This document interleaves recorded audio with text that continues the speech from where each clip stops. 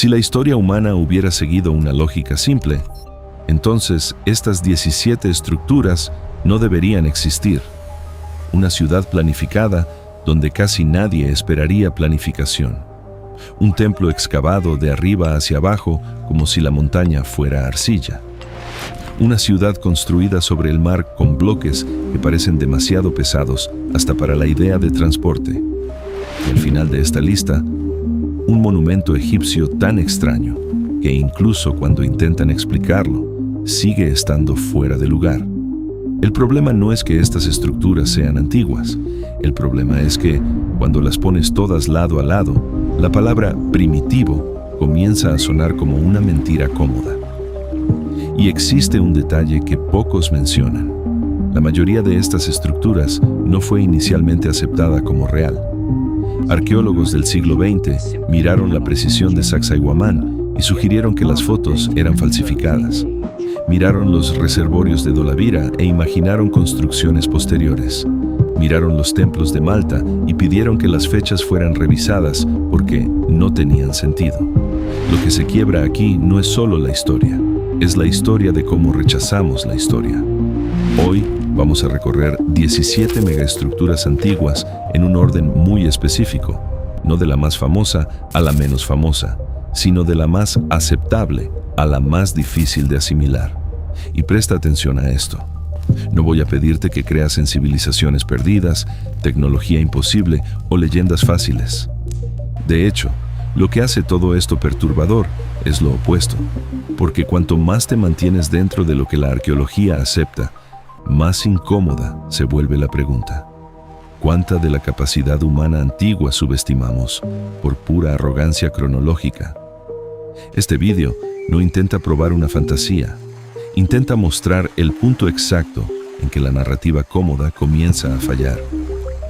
Planificación urbana demasiado pronto, piedras demasiado grandes, excavaciones demasiado precisas, espacios rituales demasiado sofisticados, soluciones logísticas demasiado vastas, y lo más inquietante de todo, muchas de estas estructuras no son excepciones aisladas.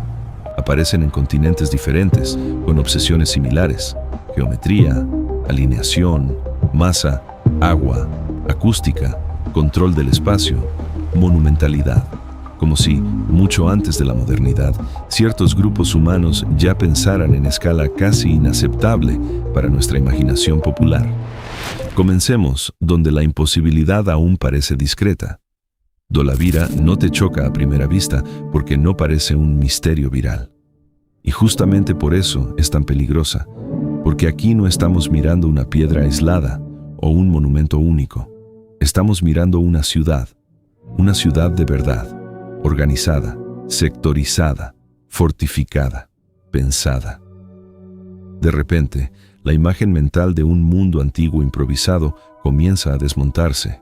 No había solo refugio, había diseño urbano, había separación de áreas, había reservorios, había lógica de circulación, había administración espacial. Y ese es uno de los detalles más incómodos del vídeo entero. El colapso de nuestra fantasía de que la complejidad urbana surgió solo cuando la historia se volvió reconocible para nosotros. Dholavira dice, no. Mucho antes de eso, alguien ya estaba organizando espacio, agua, defensa y jerarquía con una confianza arquitectónica que parece demasiado moderna para la caricatura que vendemos del pasado. Aquí está el dato que destruyó certezas. Los reservorios de Dholavira tenían sistemas de decantación. No solo almacenaban agua, filtraban agua. Las partículas suspendidas eran removidas por gravedad en cámaras específicas, un concepto que tomaría a Europa casi 4000 años para reinventar bajo el nombre de filtración moderna. Y no era coincidencia localizada. Caral tenía sistemas de drenaje que evitaban inundaciones en periodos de lluvia intensa. Derinkuyu poseía ventilación en espiral que regulaba temperatura. Esto no es arquitectura primitiva, descubriendo accidentalmente cómo construir. Esto es ingeniería que entendió problemas que tomaría a civilizaciones posteriores siglos para nombrar. Si esto ya parece avanzado, el próximo paso no es una ciudad, es una masa de piedra tan absurda que parece agresiva. El dolmen de Menga es el tipo de estructura que vista por foto parece grande. Vista en números parece inconveniente, porque una cosa es decir monumento megalítico.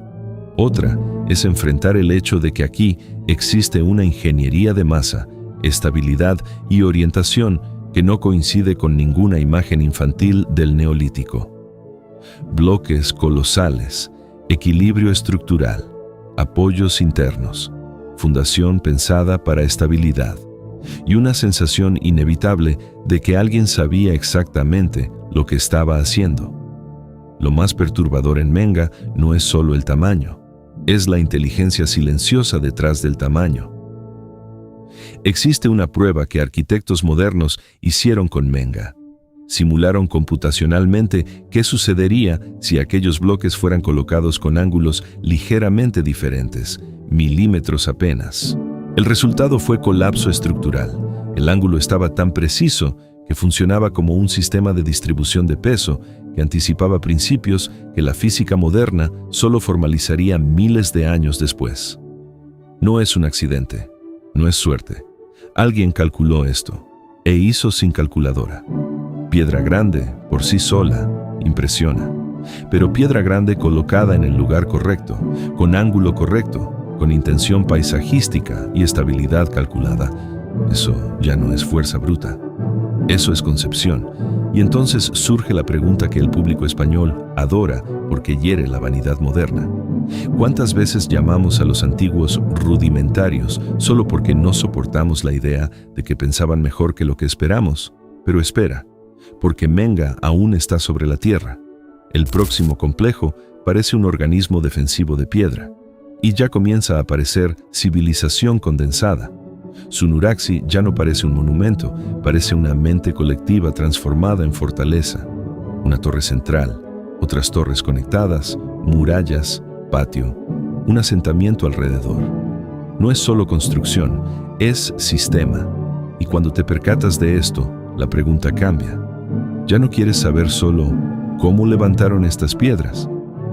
Quieres saber qué tipo de sociedad necesita pensar así, porque esto requiere más que técnica, requiere coordinación, requiere intención defensiva, requiere repetición, requiere una cultura suficientemente estable para transformar arquitectura en lenguaje político. Sunuraxi no es incómoda porque sea inexplicable, es incómoda porque es explicable demasiado.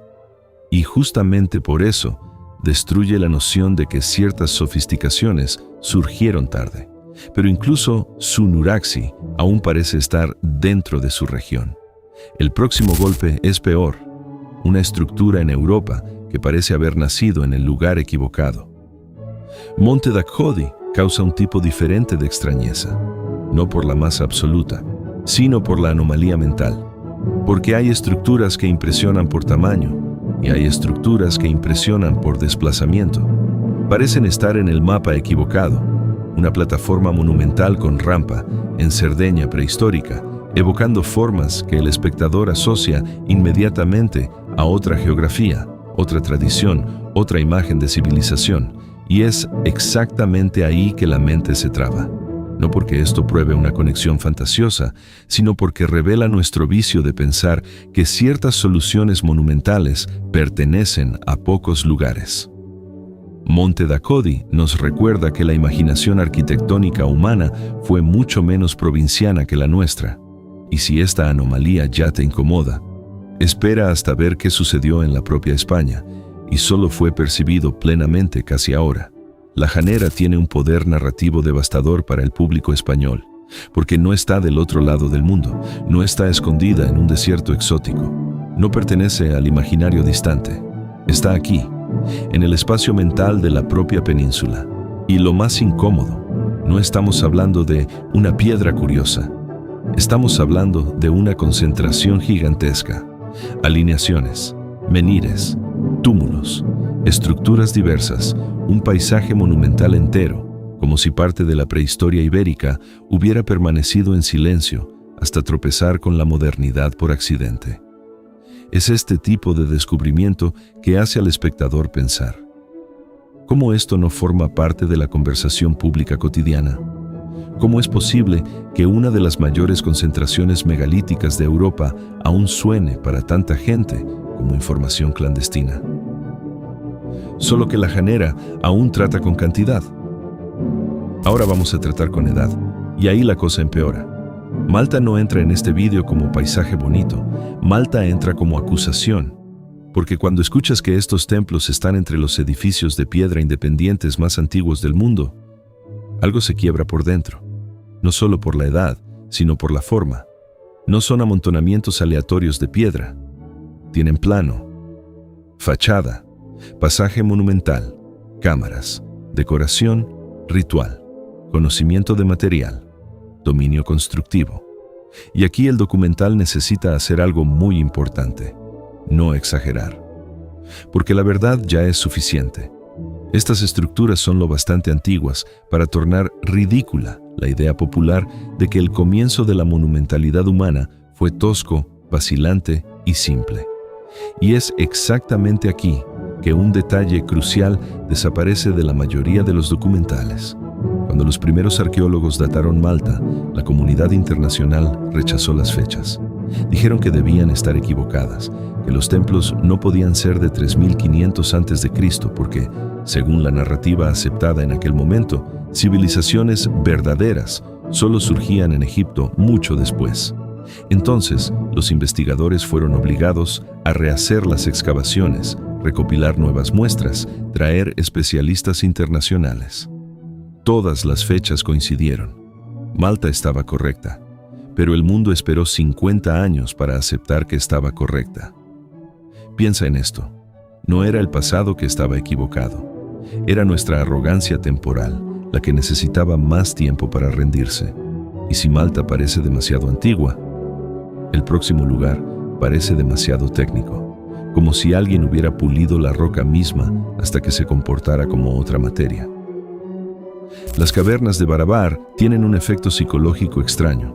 No parecen antiguas de la forma que esperamos que lo antiguo parezca, porque lo antiguo, en nuestra cabeza, debería venir con irregularidad, rugosidad, vacilación material. Pero Barabar entrega otra cosa: superficies lisas, pulidas, reflectivas, casi incómodamente precisas. Entras en contacto con aquello y el cerebro da un pequeño paso hacia atrás.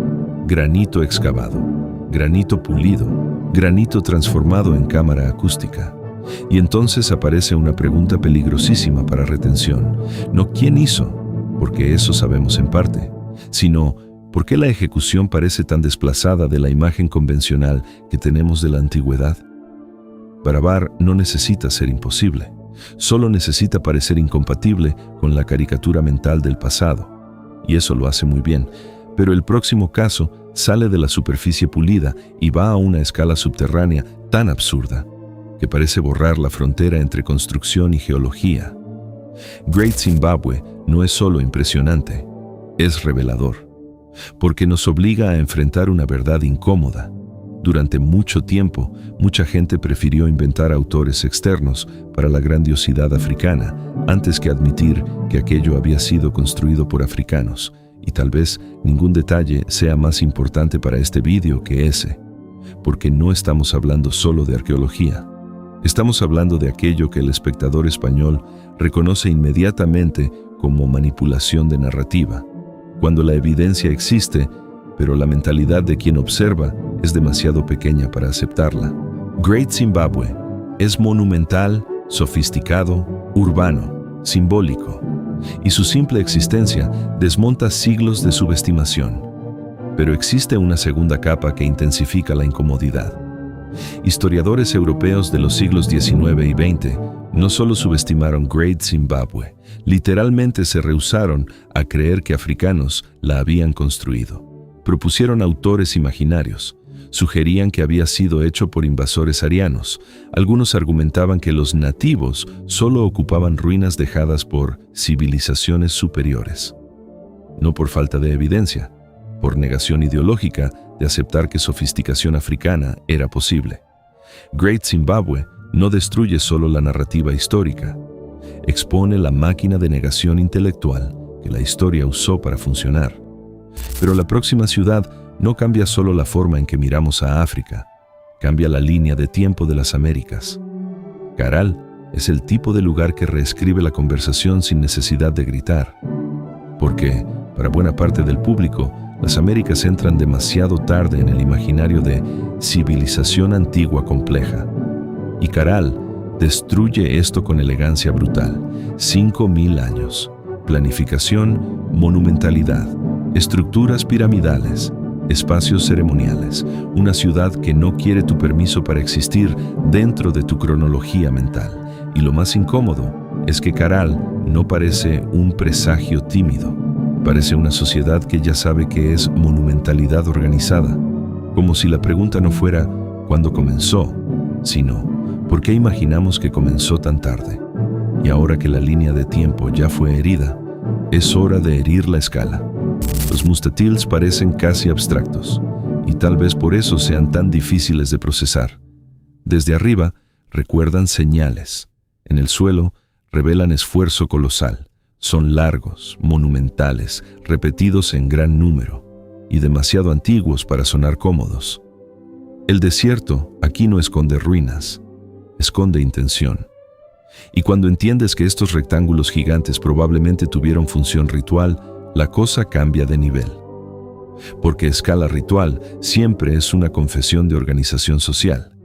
Nadie erige monumentalidad repetida en el vacío, sin una lógica colectiva lo bastante poderosa para sustentar eso.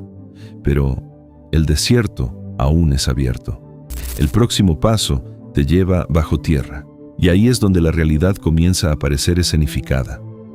Longyou es un reality break, porque mucha cosa antigua impresiona por estar erosionada, rota, incompleta. Longyou impresiona por lo contrario, por la sensación de intencionalidad total.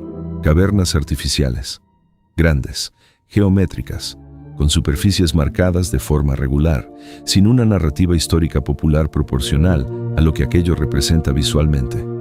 Es el tipo de lugar que hace al espectador pensar, espera, ¿cómo esto no es una obsesión global? Y tal vez ese sea el mejor uso narrativo de Longyou. No presentar respuestas fáciles, sino amplificar el sentimiento de desajuste entre magnitud y memoria. ¿Cómo algo tan visualmente absurdo puede existir y al mismo tiempo continuar siendo lateral en la conciencia pública? Pero Longyou aún está cavado hacia adentro. El próximo monumento va más lejos. No fue construido piedra sobre piedra. Fue liberado de una montaña. Ahora sí, la lógica humana comienza a quebrarse de verdad, porque construir un templo ya es difícil. Pero Kailasa no fue construido de la manera más intuitiva. Fue excavado. Y no hacia adentro como una caverna común, sino de arriba hacia abajo, aislando masa, retirando roca, revelando un monumento monolítico, como si la ingeniería estuviera restando montaña para revelar arquitectura. Esta es una de esas raras estructuras en que la explicación conocida no reduce el asombro. De hecho, lo aumenta, porque saber que esto fue hecho por manos humanas no tranquiliza, solo empeora. Te obliga a imaginar planificación en etapas, error cero en puntos críticos, logística de remoción, visión tridimensional antes de la ejecución. Ahora considera el alcance. Más de 200.000 toneladas de roca fueron removidas de Kailasa, en una única estructura, sin máquinas. Los cálculos más conservadores sugieren 10 a 15 años de trabajo continuo con cientos de trabajadores. Pero existe un detalle descuidado. No removieron esa roca aleatoriamente. Cada bloque retirado fue calculado para dejar pilares de sustentación estratégicos. Cualquier error en la secuenciación y la montaña colapsaba, llevando operarios a la muerte. No hay evidencia de colapso estructural. Cero. Esto significa que la planificación tridimensional era tan precisa que anticipaba cada etapa de remoción, cada nuevo punto de falla, cada redistribución de peso. Es como si alguien hubiera hecho una ingeniería inversa de una montaña antes de destruirla. Kailasa no parece solo devocional, parece una demostración de dominio total sobre materia, volumen y secuencia. Y cuando crees que nada más puede invertir la lógica, el próximo lugar no esculpe la montaña, Esculpe el subsuelo entero de una ciudad. Derinkuyu cambia completamente la energía del vídeo. Porque hasta aquí hablábamos de monumentalidad visible. Ahora hablamos de monumentalidad escondida. Una ciudad subterránea, múltiples niveles, ventilación, agua, áreas funcionales, pasajes estrechos de defensa, puertas circulares internas para bloquear acceso. Derinkuyu es perturbadora porque parece nacer de un pensamiento extremo. Y si la única forma de sobrevivir fuera desaparecer, lo que intensifica la incomodidad es la escala de tiempo. Derinkuyu fue ocupada, no ocasionalmente, sino continuamente, por más de 1000 años. Generación tras generación nacía bajo tierra. Los niños crecían en luz de antorcha. Ciclos reproductivos ocurrían en la oscuridad. Esto no es refugio de emergencia, esto es sociedad que eligió desaparecer preventivamente. Y mantuvo esa elección por 12 siglos. ¿Cuál era la amenaza que justificaba esto? La narrativa histórica dice ataques de nómadas, pero ataques ocasionales no justifican milenio de aislamiento subterráneo. O la amenaza era constante e inescapable, o había algo más, algo que la historia convencional aún no ha nombrado correctamente. No es solo arquitectura, es psicología incorporada en piedra, es miedo convertido en ingeniería, es permanencia proyectada para la invisibilidad. Y existe algo muy fuerte para retención aquí. El espectador percibe que el pasado no era solo monumental para impresionar, a veces era monumental para esconder. Pero esconderse bajo tierra aún es comprensible. El próximo lugar no se esconde. Te desafía visualmente, en la superficie, con un encaje de piedras que parece humillar cualquier simplificación. Sacsayhuamán es una agresión visual a la pereza mental, porque el ojo entiende, en el mismo momento, que aquello no debería funcionar de esa forma. Piedras inmensas, sin argamasa, múltiples ángulos, encaje preciso, resistencia sísmica. Existe un experimento que constructores modernos hicieron con Sacsayhuamán. Intentaron insertar un cuchillo entre los bloques. No pasaba, ni cartón. La precisión es de menos de 1 milímetro en bloques de múltiples toneladas. Y aquí está el punto que destruye teorías simplistas. Estas estructuras fueron proyectadas para terremotos. La falta de argamasa no es debilidad, es ingeniería. Cuando la Tierra se mueve, bloques bien ajustados deslizan uno sobre otro, disipan energía, se realinean. Estructuras con argamasa se quiebran. Sacsayhuamán sobrevivió a terremotos que destruyeron ciudades modernas enteras alrededor. ¿Cómo es que una civilización primitiva descubrió o conocía un principio de ingeniería sísmica que la modernidad tomaría siglos para teorizar? Es una de esas estructuras en que el choque es instantáneo. El espectador no necesita 20 minutos de contexto. Ve y piensa, eso no parece normal. Y tal vez ningún otro trecho del vídeo tenga tanto potencial de retención imagética que este, porque aquí la piedra parece haber sido convencida a obedecer. Solo que el punto no es romantizar lo imposible, es mostrar que lo imposible a veces es solo el nombre que damos a lo que aún no aceptamos bien. Pero el próximo lugar no desafía solo el ojo, desafía el cuerpo, la voz, la audición, tal vez hasta el estado mental. Halsaflieni es el punto en que el documental toca lo místico, sin necesidad de mentir, porque la tentación aquí sería apelar a lo sobrenatural, pero la verdad es más sofisticada. Estamos ante un espacio subterráneo en que la acústica no es detalle, es experiencia. La voz resuena, el sonido permanece, el cuerpo reacciona, y es ahí donde el vídeo gana un tono casi íntimo. Tal vez los antiguos no necesitaban entender frecuencia de la forma como entendemos hoy para percibir empíricamente que ciertos espacios cambiaban personas por dentro. Eso es poderoso, porque de repente arquitectura deja de ser solo materia organizada, se vuelve tecnología sensorial. Lo que hace a Halsaflieni aún más perturbador es esto: las frecuencias de 70 y 114 hercios no fueron elegidas aleatoriamente. Son exactamente las frecuencias que inducen alteraciones medibles en ondas cerebrales cuando se mantienen por largos periodos. algo que la neurociencia moderna solo confirmó en los últimos 20 años. Los antiguos no conocían la palabra Hertz, pero conocían el efecto y construyeron un espacio que lo amplificaba. ¿Cómo? A través de prueba y error. Improbable. ¿A través de conocimiento heredado? Posiblemente. ¿A través de algo que aún no tenemos nombre para llamar? Esa es la pregunta que nadie quiere hacer. Solo que ni sonido, ni subterráneo, ni precisión te preparan para el penúltimo lugar de esta lista. Porque el próximo no fue construido en montaña, ni en llanura, sino en el mar. Nan Madol es el momento en que la lógica cotidiana se rinde, porque una cosa es construir en tierra firme. Otra es erigir un centro monumental en islotes artificiales, rodeado de agua, con bloques basálticos masivos transportados y apilados como si peso y terreno fueran problemas secundarios. Y aquí ocurre el clic mental más fuerte del vídeo entero. El espectador deja de preguntar ¿cómo lo hicieron? Y comienza a preguntar ¿por qué elegir hacer justamente así? En el mar, en islotes, con monumentalidad, con esfuerzo logístico absurdo. Nan Madol no parece solo una ciudad, parece una decisión civilizacional radical. Una prueba de que, cuando la autoridad simbólica lo exige, la geografía puede ser forzada a obedecer, lo que hace esta decisión aún más insana. Nan Madol fue construida en un ambiente hostil. No había razón estratégica obvia, no era puerto natural, no protegía de nada, pero fue hecha de todas formas.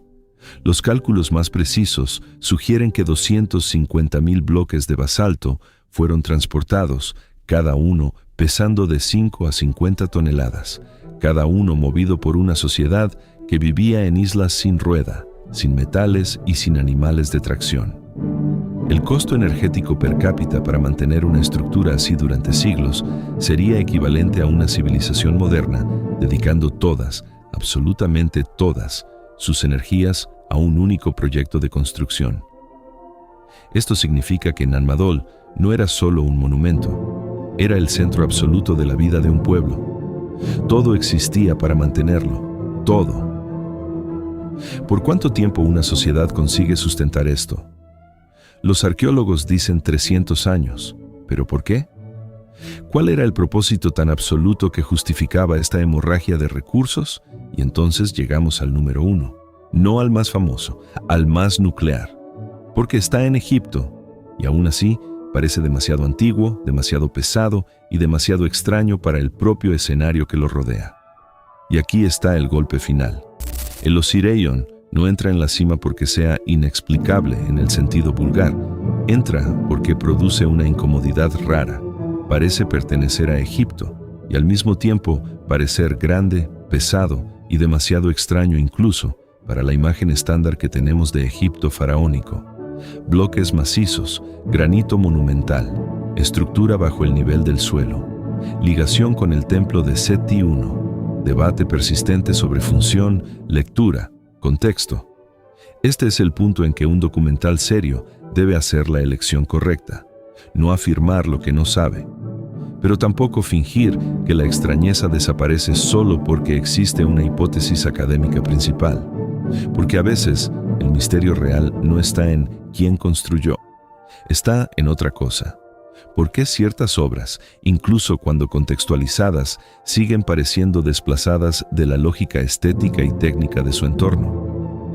El Osiraion es eso, no una respuesta, sino una herida abierta, y tal vez por eso merece cerrar la lista, porque después de Dolavira, Menga, Malta, Kailasa, Derinkuyu, Nan Madol, llegas a Egipto esperando confort, pero encuentras inestabilidad. Entonces, ¿qué exactamente se quiebra aquí? Tal vez no sea la historia, tal vez sea la versión simplificada que repetimos sobre ella.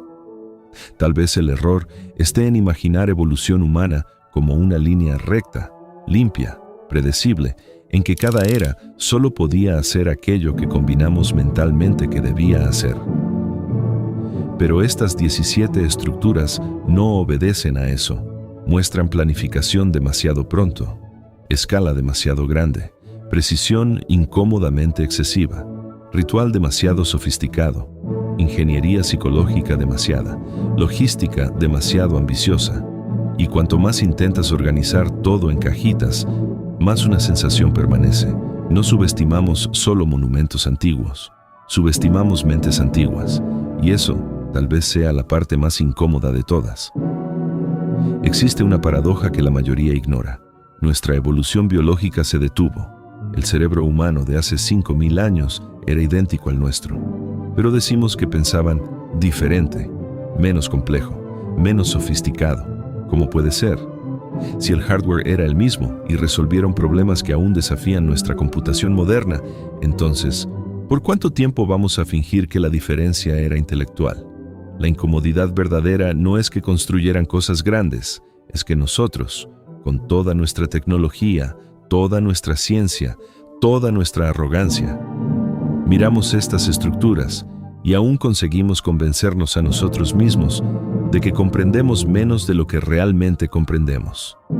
La mentira que repetimos es muchísimo más cómoda que la verdad. Tal vez hemos olvidado más de lo que hemos aprendido, porque si podían pensar así, si podían coordinar así, si podían imaginar así, entonces la historia humana no es la subida cómoda que nos gusta contar, es más irregular, más abrupta, más brillante en puntos olvidados y más humillante para nosotros. Tal vez estas estructuras no sean errores de la arqueología, tal vez sean errores de nuestra arrogancia. Y si eso es verdad, ¿cuántas otras cosas aún están de pie ante nosotros, pareciendo ruinas, cuando en realidad son advertencias? Lo más peligroso no es que estas estructuras existan. Lo más peligroso es percibir que, durante mucho tiempo, nosotros miramos para ellas y aún así nos rehusamos a entenderlas.